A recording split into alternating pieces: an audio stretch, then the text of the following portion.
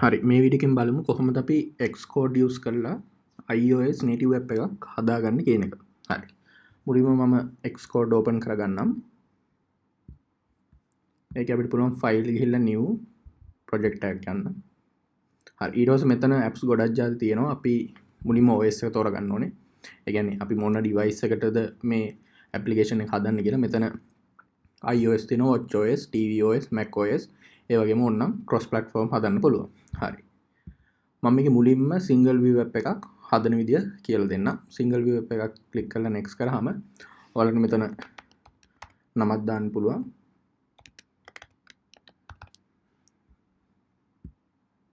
හරි. ඊට පස්සේ මේක simple app එකක් ඉඳ අපිට unit test cases, UI test cases අවශ්‍ය වෙන්නේ නැහැ. next කරාම ඔයාලට කැමති තැනක ඒක save කරගන්න පුළුවන්. මම calculator කියලා දෙන්නම්.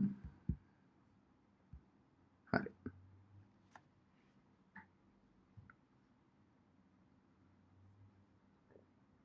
හරි. මේ තියෙන්නේ අපි කෝඩින් කරන view control එක. ඒ වගේම මෙතන storyboard එක තියෙනවා. storyboard එකෙන් අපිට පුළුවන් අපේ UI එක කොහොමද හැදෙන්න ඕන විදිය අපි මෙතන අර Android වලත් තිබ්බා මතක ඇති. අපි drag and drop කරලා tools හැදුවා.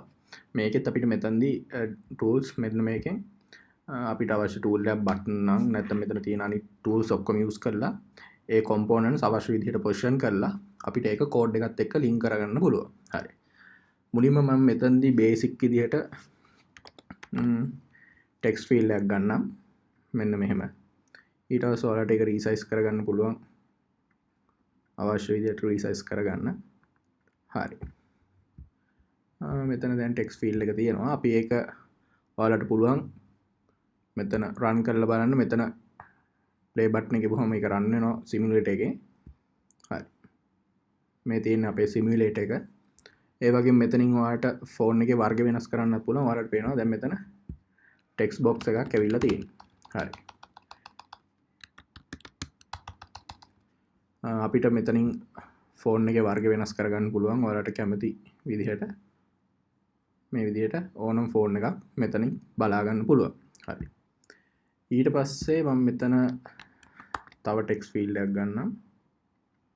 හරි. හරි මෙතන දැන් text field තුනක් අරගෙන තියෙනවා. අපිට ඒකේ මෙන්න මෙතනින් ගිහිල්ලා පුළුවන් text field එකේ color එක ඒ වගේම text field එකේ තියෙන properties ටික මෙන්න මෙතනින් අපිට අවශ්‍ය විදිහට change කරගන්න පුළුවන්. හරි.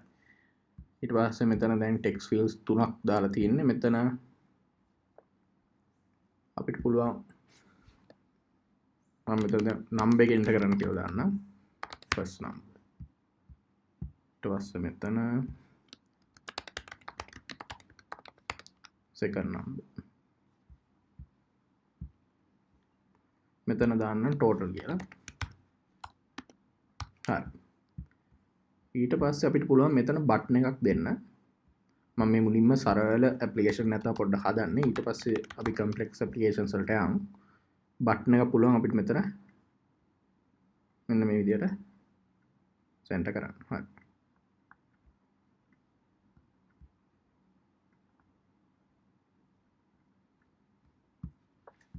ඊට පස්සේ ඔයාලට පුළුවන් මෙතන බටන් එකේ background color එක මේ විදිහට ඕන විදිහකට වෙනස් කරගන්න පුළුවන්.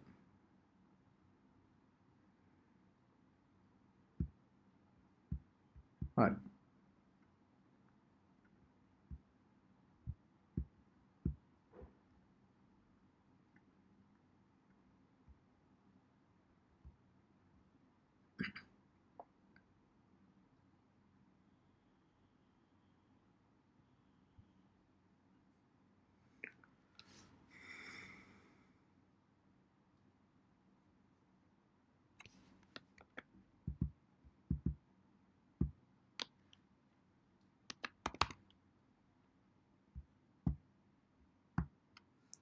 හරි අපි render කරොත්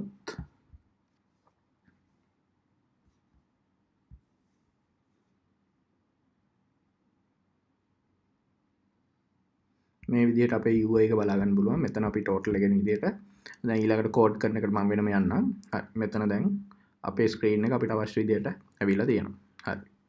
එහෙනම් දැන් මම ඊළඟ වීඩියෝ එකෙන් කියලා දෙන්නම් කොහොමද මේක අපේ view control එකත් එක්ක link කරන්නේ, ඒ වගේම coding කරන්නේ, ඒ වගේම අන්තිම output එක කොහොමද අපි ගන්න කියන්නේ. හරි. එහෙනම් ඊළඟ වීඩියෝ එකෙන් ආයෙත් හම්බ වෙමු.